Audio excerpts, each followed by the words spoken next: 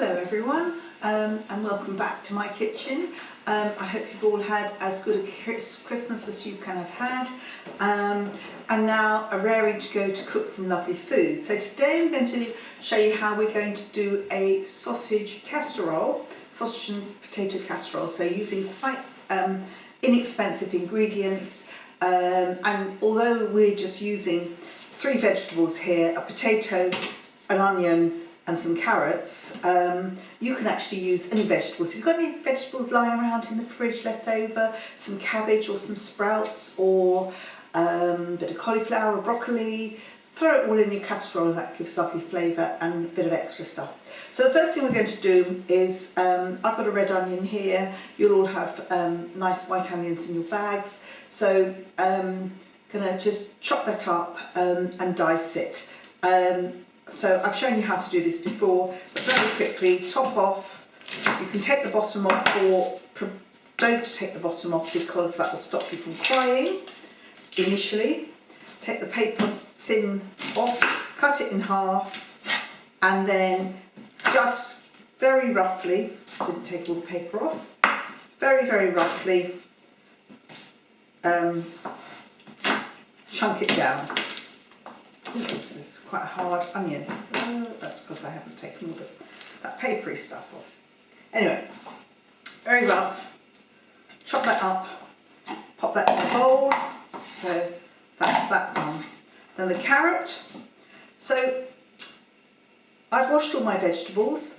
This is a lovely fresh carrot. It doesn't look like it needs peeling, so I haven't peeled it because a bit of the skin won't do you any harm at all and it's clean. So I'm going to cut it in half. Cut it down again, flat surface, 1, 2, 3, straight in, dice it up, put it in my bowl with all my vegetables. This is an ideal recipe to put in a slow cooker, so you can prepare it early in the morning or late at night, pop it on and just leave it to cook. So the next day for a nice lunch or easy supper when the kids come back from school, you've got it there. Sausages, you can buy frozen ones and pop them straight in the pan, or you can get fresh ones. So we've got a nice big potato here. Again, it's lovely and clean. I've given it a wash, so I'm not actually going to peel this. You can peel it if you want, but I would prefer not to. So I'm just going to do a little bit of potato for you. Again, flat surface, into half, quite chunky bits in there, and again, and what I've already done is I have cooked off in this pan here here we are, you can see the steam rising from it. I've cooked off, to show you, onion and carrot in there to brown them up a little bit. A little bit of oil, and all the vegetables go in the pan. Nice big heavy pan if you've got one, and a bit of oil, not a lot, a couple of tablespoons, any old oil will do, obviously not car oil, and just stir that in. You don't have to stir it in and cook it, but it is quite nice. So now you can see my vegetables in there. That looks really lovely. And the next thing that goes in, throw your sausages in, so you can pre-cook those or you can just throw them in. So we're going to throw them in, and so we've got in this bowl here, I've got a tablespoon of flour and some mixed herbs, and just going to mix that round so you can see it's all mixed in, and I'm going to pop that in there as well. Now that will act as your thickener. So we need to put a bit of salt and pepper in, so let's put that over here so you can see what I'm doing. So a little bit of salt, gradual salt, remembering that your sausages are already salty and a bit peppery, so we don't want to put too much in, so just a little bit.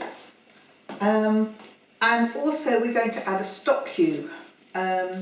So this is a beef stock cube, and I'm just putting it in the jug and pouring some boiling water on that, about half a pint. And then we just need to give that a little bit of stir to make sure all the stock is melted. Pour that in. That's coming together nicely. Give that a little bit of a stir because the flour is just sort of sitting there at the moment. So we're just going to give you a little stir. Smelling delicious. And then, so I can just show you again what that looks like. It looks really nice. And then we are going to open a tin of tomatoes. So some tomatoes, as you know, come with these little lids. These, what are they? They're the most impossible things to lift up, but it saves you having a can opener. So some of the tomatoes will have these, and some will need a tin opener. So just pour your tin in and just swirl it out with a little bit more hot water. Just maybe a quarter of the tin. Swirl it out so you get all the goodness of the tomato, and just pop your spoon in there and make sure all the tomato is in there. And that is literally all you have to do at this stage. So all you have to do, give that a lovely stir, and you can either pop that, as I said, in your slow cooker, or you can pop it in the oven, or you can put it on the cooker top on the stove and just let it gradually cook.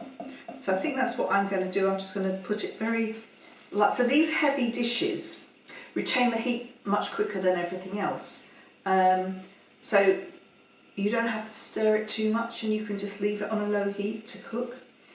So that's exactly what I'm going to do. I'm just going to put the lid back on. I'm going to put the lid back on there, and what you'll also find is that the potatoes will get lovely and soft, and you can mash them down a bit, and that will thicken it all up.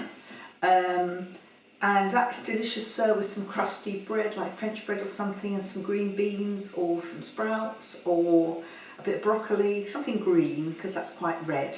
So that's going to go on my cooker now, probably for about I'd say about 45 minutes, either on the cooker or in the oven, so that make sure that the sausages are really cooked through. And that is your sausage casserole. Couldn't be simpler. And it's a reasonably cheap meal. You can often find sausages in the reduced counter as well, or the frozen sausages will be perfectly all right. Might be a little bit fatty, but the flour will take up that oil. So you should be fine with that. And hope you enjoy it. So we'll have a look at it later when it's finished cooking.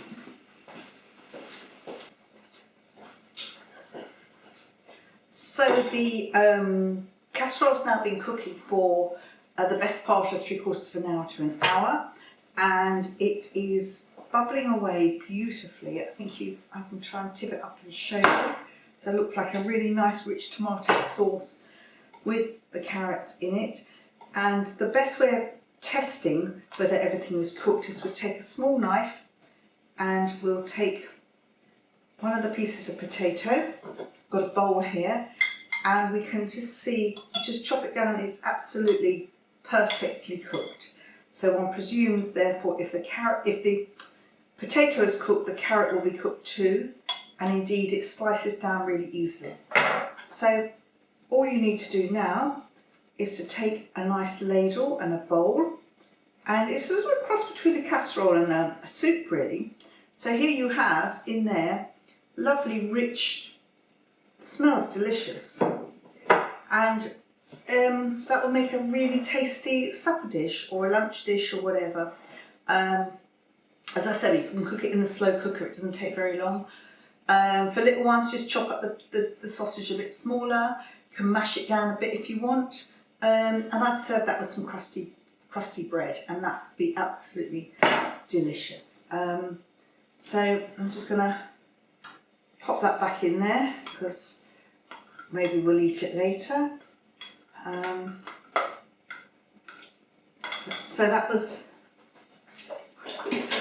your casserole, which I think you'll agree was very easy, looks really tasty, and it's quite an inexpensive recipe to do.